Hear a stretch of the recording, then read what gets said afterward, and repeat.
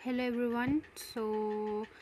मैंने आज आपके लिए एक इम्पॉर्टेंट टॉपिक प्रिपेयर किया है, दैट इज़ सेल। हम इसमें सेल एंड टिश्यूज़ जो बहुत सारी नर्सिंग एग्ज़ाम्स में क्वेश्चन पूछे जाते हैं, उसके बारे में हम आज डिटेल में देखेंगे एंड सारे वो important points and questions discuss करने वाले हैं जो नर्सिंग कॉम्पिटिटिव एग्ज़ाम्स के व्यू से पूछे जाते हैं। तो कोई भी एग्ज़ाम हो, चाहे वो रेलवे का हो, नॉट सेट का हो, या फिर यूपी का सीएचओ का हो, बिहार का हो, या फिर किसी भी स्टेट का हो, तो वो आप यहाँ पे देख सकते हैं डिटेलिंग जो important questions, most repeated questions जो भी आए हुए हैं। ठीक है, मैं यहाँ पे सिस्टम वाइज सारे क्वेश्चंस और इम्पॉर्टेंट पॉइंट्स डिस्कस करने वाली हूँ। तो जो हम आज पहला टॉपिक करने वाले हैं दैट इज़ सेल। इसमें जितना कवर हो पाएगा मैं उतना कर दूँगी, बाकी का हम नेक्स्ट वीडियो में देख सकते हैं, आप मेरे प्लेलिस्ट में चेक कर सकते हैं। तो चलिए शुरू करते हैं। सेल, तो सेल में आज हम आपको थ्योरी है पढ़ना पड़ेगा। मैंने सिर्फ इम्पॉर्टेंट जो बेसिक पॉइंट्स है वो डिस्कस किए हैं। ठीक है, तो सेल का हम देखते हैं basic function and structure unit of the human body. अगर आपसे पूछा जाता है तो सेल, ये क्वेश्चन आ चुका है, रिपीटेड है, इसलिए मैंने स्टार मार्क किया। ठीक है, बेसिक फंक्शन एंड स्ट्रक्चर किसको बोला जाता है? जो ह्यूमन बॉडी का होता है वो सेल। अगर आपसे पूछा गया basic function of nervous system, तो नर्वस सिस्टम का जो बेसिक फंक्शन स्ट्रक्चर यूनिट माना जाता है दैट इज़ न्यूरॉन। ओके, अगर आपसे किडनी का पूछा गया तो नेफ्रॉन होगा। Basic function of respiratory system is alveoli को माना जाता है। बेसिक फंक्शन ऑफ पैनक्रियास जो होता है उसका होता है acinar cell. And basic function of genetic hereditary का अगर बोला जाए तो जीन्स होता है। ठीक है, जीन को माना जाता है। यहाँ पे सारे शॉर्ट में मैंने डिटेल वीडियो बता रखा है, डिटेल में पॉइंट्स हैं जो आपको पढ़ने के लिए ईजी होगा। तो चलिए ये हो गया। इसमें मैंने सारे मेन पॉइंट्स बता दिया है। वन लाइनर क्वेश्चंस में आते हैं जो कि ठीक है, basic function and structure unit सबका आपको देखना। अगर ह्यूमन बॉडी पूछा तो सिर्फ सेल आएगा, and system wise nervous system का पूछा तो न्यूरॉन, किडनी नेफ्रॉन, रेस्पिरेटरी में एल्वियोलाई है। यहाँ पे basic function and structure unit उसको माना जाता है जो कि बहुत ही इम्पॉर्टेंट एक पार्ट होता है उस सिस्टम का, जो कि एक बहुत ही इम्पॉर्टेंट रोल प्ले करता है, जो इम्पॉर्टेंट फंक्शन बताता है। ठीक है, उसको माना गया जो मेन इम्पॉर्टेंट है। नेक्स्ट हम देखेंगे कुछ साइंटिस्ट के बारे में जिन्होंने क्या डिस्कवर किया है, जो इम्पॉर्टेंट क्वेश्चंस एग्जाम्स में आए हुए हैं। तो यहाँ पे देखिए, फादर ऑफ सेल, ये क्वेश्चन आ चुका है। Father of cell Robert Hooke को बोला गया है। और अगर आपसे फादर ऑफ साइटोलॉजी पूछा, साइटोलॉजी का मतलब होता है स्टडी ऑफ सेल, सेल के बारे में पढ़ना, अध्ययन करना। ठीक है, तो तब भी आपको यही लिखना है, रॉबर्ट हुक। तो इसमें मैंने बहुत सारे जो इम्पॉर्टेंट साइंटिस्ट हैं उनका मैंने बताया हुआ है। तो डेड सेल किसने डिस्कवर किया, अगर ये पूछा गया तो भी रॉबर्ट हुक आएगा। बट अगर आपको लिविंग पूछा गया, ठीक है, लिविंग सेल डिस्कवर किसने किया था, तो वो आएगा एंटोनी वॉन ल्यूवेनहॉक ने। तो इसको कैसे याद रख सकते हैं, ये बहुत ही ज़्यादा इंपॉर्टेंट है, बार बार आया गया है, एग्जाम में पूछा गया है। ठीक है, तो एल से लिविंग आ जाएगा, एल से ल्यूवेनहॉक, तो ऐसे आप याद रख सकते हैं। नेक्स्ट आपको देखना है फाउंडर ऑफ माइक्रोस्कोप। इसको आप क्योंकि आपको बहुत सारी चीज़ें याद करनी होती हैं, ठीक है, तो कभी कभी डिफ़िकल्ट हो जाता है, सबको एक साथ पढ़ने के टाइम तो इजी लगता है। कैसे याद रखना है, ऑर्डर वाइज किसी चीज़ को समझ के, है ना, किसी ट्रिक से भी अगर याद रखा जाए, सबकी अलग अलग कैपेसिटी होती है, उस वे में भी आप याद रख सकते हैं। तो आप पहले ये ध्यान रख लीजिए रॉबर्ट हुक ने क्या क्या किया। मेन फादर ऑफ सेल है, साइटोलॉजी उसके बारे में पढ़ा भी, डेड सेल का भी डिस्कवर रॉबर्ट हुक ने किया। बट जब लिविंग की बारी आई तो लिविंग किसने किया, ल्यूवेनहॉक ने। उसके बाद लिविंग के बाद उन्होंने डिस्कवर करने के बाद क्या किया, ऐसे याद रखिए कि फाउंडर ऑफ माइक्रोस्कोप भी कौन है। अब उनको लिविंग सेल को देखने के लिए क्या चाहिए, माइक्रोस्कोप चाहिए, तो वो किसने किया, ल्यूवेनहॉक ने ही डिस्कवर किया। तो ये इनके दो इम्पॉर्टेंट चीज़ हैं।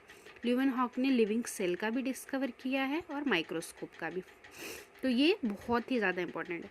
नेक्स्ट आता है फादर ऑफ बैक्टीरियोलॉजी। बैक्टीरियोलॉजी का मतलब है बैक्टीरिया के बारे में अध्ययन किया हो, खोज की हो, किसने किया था, किसको माना जाता है उसका फादर, रॉबर्ट कॉच को। ठीक है, और रॉबर्ट ही कॉच ने क्या किया था, माइको बैक्टीरियम ट्यूबरकुलोसिस, जिसको मैंने एम लिखा है शॉर्ट में, माइकोबैक्टीरियम ट्यूबरकुलाई क्या कॉज करता है, टीबी, दैट इज़ ट्यूबरकुलोसिस, वो भी किसने किया था, रॉबर्ट कॉच ने। चलिए नेक्स्ट देखते हैं, father of modern microbiology. Father of modern microbiology अगर पूछा गया तो जोसेफ लिस्टर आएगा। अगर मॉडर्न माइक्रोबायोलॉजी है तो आपको ध्यान रखना है जोसेफ लिस्टर आएगा। कभी कभी फादर ऑफ माइक्रोबायोलॉजी पूछ लिया जाता है, तो दोनों में डिफरेंस है। माइक्रोबायोलॉजी आएगा Louis Pasteur. Okay, father of antiseptic surgery क्या है, वो भी जोसेफ लिस्टर। जोसेफ लिस्टर ने क्या क्या किया, उनको फादर ऑफ माइक्रो बायोलॉजी, कौन सा माइक्रोबायोलॉजी, मॉडर्न माइक्रोबायोलॉजी का फादर माना जाता है जोसेफ लिस्टर को। ठीक है, देन उन्होंने क्या किया, फादर ऑफ एंटीसेप्टिक सर्जरी का भी डिस्कवर उन्होंने ही किया। ठीक है, एंटीसेप्टिक सर्जरी का डिस्कवर भी उन्होंने किया, उनको उसका फादर माना जाता है Joseph Lister. Then father of microbiology अगर पूछा तो लुइस पास्चर। और लुइस पास्चर ने क्या क्या किया, जो चीज़ें इंपॉर्टेंट है जैसे कि स्टेरिलाइजेशन टेक्निक भी उन्होंने ढूंढी है, स्टीम से जो हम स्टेरिलाइज करते हैं, है ना, वो टेक्निक भी उन्होंने ही ढूंढी है। हॉट ओवन का भी डिस्कवरी उन्होंने ही किया है। ऑटोक्लेविंग भी उन्होंने किया। कभी कभी क्वेश्चन आ जाता है, एप्रिन जो हम पहनते हैं ना, क्लिनिकल पोस्टिंग्स होती हैं, वो जो एप्रिन है, एप्रिन को डिसइंफेक्टेंट किससे करेंगे, ऑटोक्लेव से। वो डिस्कवर किसने किया है ऑटोक्लेव को, लुइस पास्चर ने। ठीक है, तो ये इम्पॉर्टेंट साइंटिस्ट के नेम है। ये जो है ये इम्पॉर्टेंट सारे बुलेट पॉइंट्स हैं जो कि किसी न किसी क्वेश्चन में, किसी न किसी नर्सिंग एग्ज़ाम्स में आए हुए हैं। तो ये बात है कि इस चैप्टर में क्या क्या इम्पोर्टेंट है, इस चैप्टर के व्यू से क्या क्या पॉइंट इम्पॉर्टेंट है जो आए हुए हैं, जो इम्पोर्टेंट है पढ़ना, वो हमने यहाँ डिस्कस किया है। ठीक है, तो ये हो गया। Then discover of cell wall. Cell wall हमने ऊपर भी पढ़ा कि फादर ऑफ सेल किसको बोला गया था, रॉबर्ट हुक को। तो आप ऐसे ध्यान रखिए, सेल भी उन्होंने डिस्कवर किया है और सेल वॉल भी रॉबर्ट हुक ने डिस्कवर किया। But discover animal cell, animal में जो सेल होता है ना, वो किसने ढूंढा है, ल्यूवेनहॉक ने। ठीक है, वो ल्यूवेनहॉक ने ढूंढा है। Then live attenuated vaccine, vaccine भी दो होते हैं, heat killed vaccine, live attenuated vaccine. तो जो लाइव एटेन्यूएटेड वैक्सीन है वो किसने ढूंढा है, लुइस पास्चर ने। ओके, तो यहाँ पे वो आ जाएगा लुइस पास्चर। तो ये सारे इंपॉर्टेंट साइंटिस्ट के नेम है जो कि पूछ लिया जाता है कि सेल का डिस्कवर किसने किया, सेल वॉल का किसने किया है।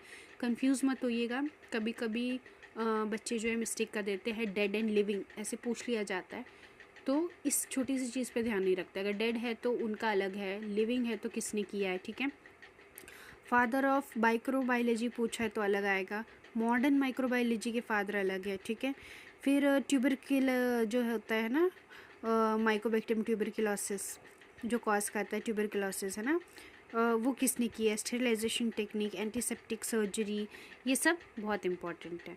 तो ये हो गया सेल के बारे में थोड़ी सी जानकारी, और साइंटिस्ट के बारे में हमने यहाँ पे देखा है कि इसमें कौन कौन से साइंटिस्ट है, किसने क्या डिस्कवर किया है, जो कि इम्पॉर्टेंट है एंड बहुत ही ज़्यादा पूछा गया।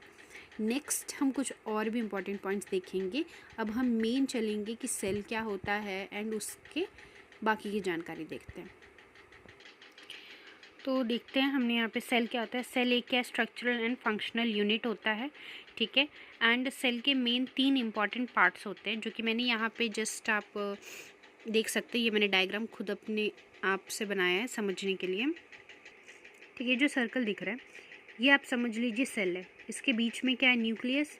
बाहर वाली जो लेयर है, मेम्ब्रेन है, उसको सेल मेम्ब्रेन बोलते हैं या फिर इसको प्लाज्मा मेम्ब्रेन बोल सकते हैं।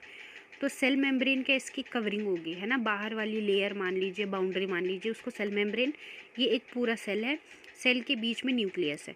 सेल मेम्ब्रेन और न्यूक्लियस के बीच में एक फ्लूइड प्रेजेंट रहता है ना, एक पानी सा रहता है, उसको क्या बोलते हैं, साइटोप्लाज्म। अब इन 3 चीज़ों के बारे में पहले हम डिटेल में देखेंगे।